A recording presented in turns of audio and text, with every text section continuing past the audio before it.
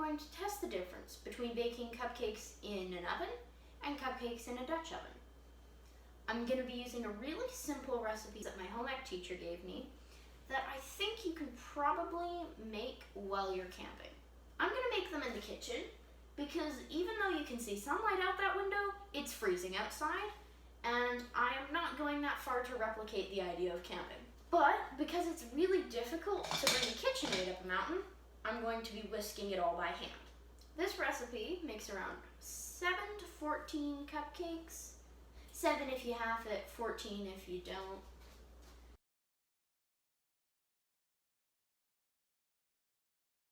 First, you have to preheat the oven to 350 degrees Fahrenheit. Always remember Fahrenheit. You're going to need 100 milliliters of shortening, 200 milliliters of granulated sugar. This looks like a glass of milk, but it's pre-measured sugar. 2 eggs, which I'm gonna put in the sieve for now because they break easily. 4 milliliters of vanilla extract, 250 milliliters of milk, 100 milliliters of cocoa powder,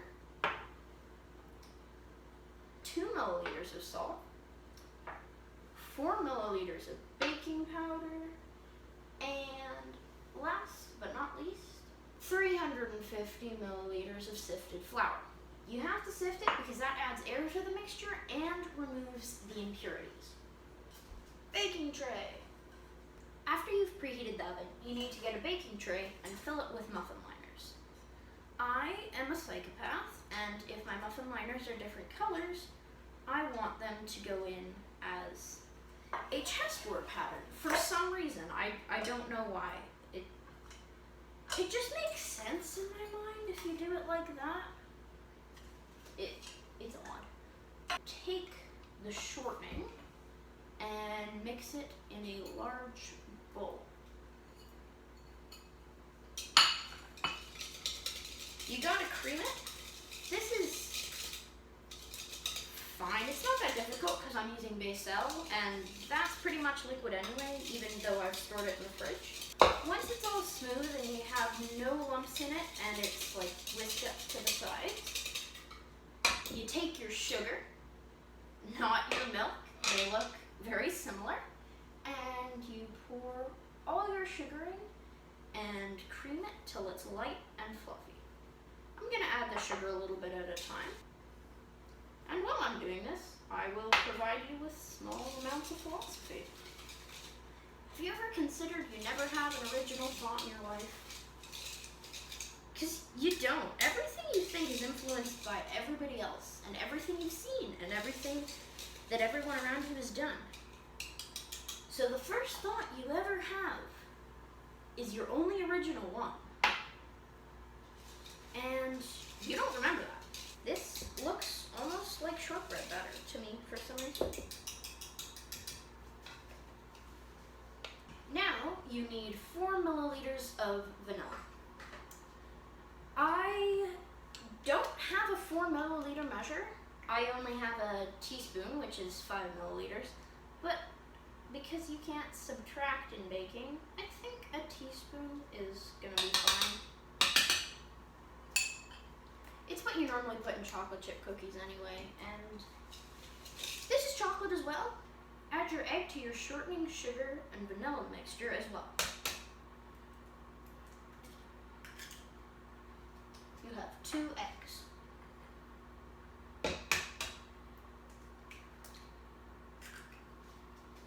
Mix it till it's smooth and slightly yellowish.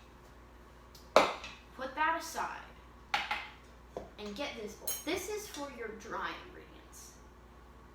Your dry ingredients are sifted flour, cocoa powder, salt, and baking powder. Sift the flour before you measure it. I've already sifted this, so I'm going to sift it again. Once you've sifted the ingredients, you basically just have to add them all together. Flour, salt, baking powder, and cocoa powder. You can mix them if you don't have a sift, or you can sift them together, which mixes them pretty well. I get that when you're out camping, it's really unlikely that you'll have a sift with you. So, despite what all the professional cooks say, it is fine not to sift your flour. It's okay to have dense cupcakes if you don't have a sift. It doesn't really matter that much on the grand scheme of things. They'll taste just fine. Mix it a little more just to make sure that you got everything in there. If you do sift your flour, don't tap the bowl on anything because you don't want anything to settle. You want it to be light. You have to add your dry ingredients and your wet ingredients alternatively. What that means is you take some of the wet ingredients and you spoon it into your egg, vanilla, shortening, and butter mixture. Then you mix it till it's all incorporated. And don't dump it all over yourself. Pro tip, if it doesn't go in with a whisk, you can always take a spatula and fold it in. Folding it in works by going around the sides and then just flipping it over. It works better than a whisk because all of the dry ingredients that are on top don't fall out of the bowl. Then, because you're adding it alternatively, you add a little bit of milk. And yeah, I suck at this as well. But it's okay.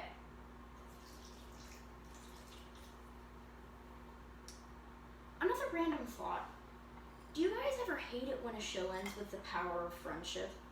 The power of friendship is awesome, but do you ever look at a show and think that would never happen in real life if they did it like that? And do you ever look at a villain that had no real reason to turn good in the end and does that to save the heroes? And just think, you could have won. You could have won, buddy, but you didn't. It's just me, isn't it? Okay. It's just me. Add some more dry ingredients. But I do love a good redemption arc, I must say. Add some more milk.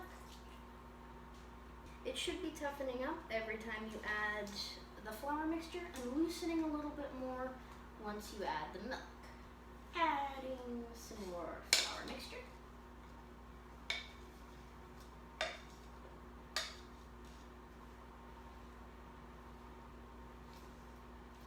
Add the last of your milk to the mixture. Keep stirring. So once you've mixed everything and it's a nice even color and very smooth, like this, you can panic over whether or not it's actually done. Stir it a couple more times, clean off your whisk, dump that in a bowl, and grab your muffin liners. Scrape down the sides first to make sure that you don't miss any batter. And you can get some spoons or an ice cream scoop. My ice cream scoop, yeah, I'll try it actually. I don't normally use an ice cream scoop, but why not?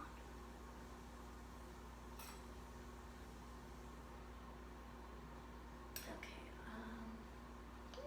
this wasn't a terrible mistake. I am putting half of my batter aside so that I can make them in the Dutch oven as well. So just gotta put this in here. Put them in the oven.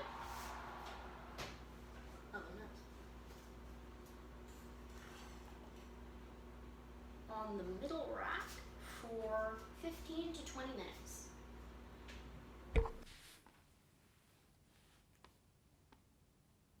The first thing you need to do when you're making anything on a Dutch oven is to heat up the coals over an open flame. Heat the coals up until they're white hot.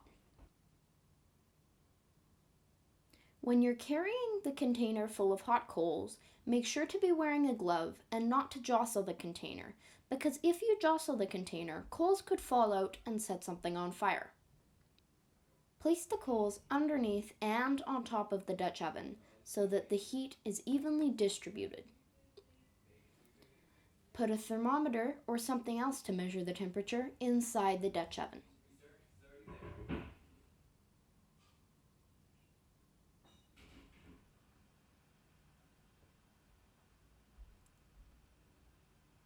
Take your batter and fill your cupcake liners or paper cups 3/4 filled with cake batter. Check the temperature on the Dutch oven. If it isn't 350, let it keep heating up, and maybe add some more coals.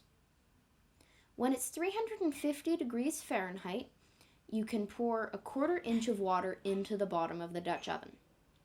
Don't burn yourself on the steam. Then place the cupcake liners inside.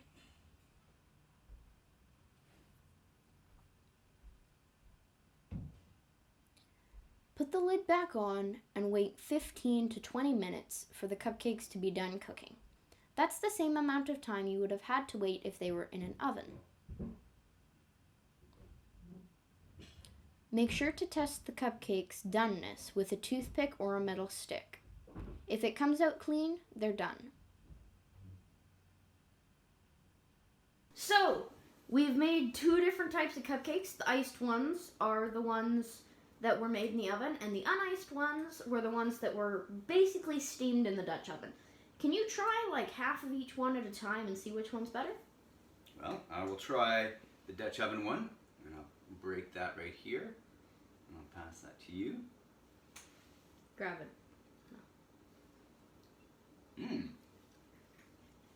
Wow. That's super fluffy. Really good. Very Really nice. Okay, try the other one. All right. Sam? This is the frosted one. Yeah.